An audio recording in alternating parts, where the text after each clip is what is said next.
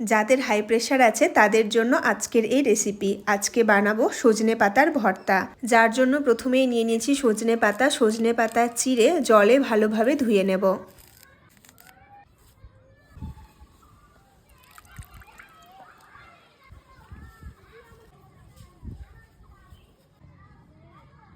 এরপর কড়াইয়ে দিয়ে দেব সর্ষের তেল, ছোলা আর মুগের ডাল, রসুন আর পেঁয়াজ। ছোলা আর মুগের ডাল 3 ঘন্টা আগে ভিজিয়ে রাখতে হবে। ডালগুলো 5 থেকে 7 মিনিট রান্না করে দিয়ে দেব সজনে পাতা আর কোরানো নারকেল।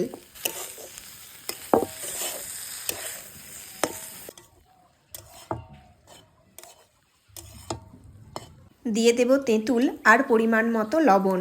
সব কিছু দিয়ে রান্না করব 7 থেকে 8 মিনিট। ভাজা হয়ে গেলে একটা থালায় নামিয়ে নিয়ে ঠান্ডা করে মিক্সিতে ব্লেন্ড করে নেব। যাদের হাই প্রেশার আছে তারা অনেকেই সজনে পাতা খান, কিন্তু একঘেয়েমি সজনে পাতা খেয়ে বিরক্ত লাগলে এইভাবে সজনে পাতার ভর্তা করে নিতে পারেন। এই সজনে পাতার ভর্তা খেতে অনেক ভালো লাগে, সেটা বলবো না, কিন্তু খারাপ লাগে না, বেশ ভালোই লাগে। আপনারা একবার ট্রাই করতে পারেন।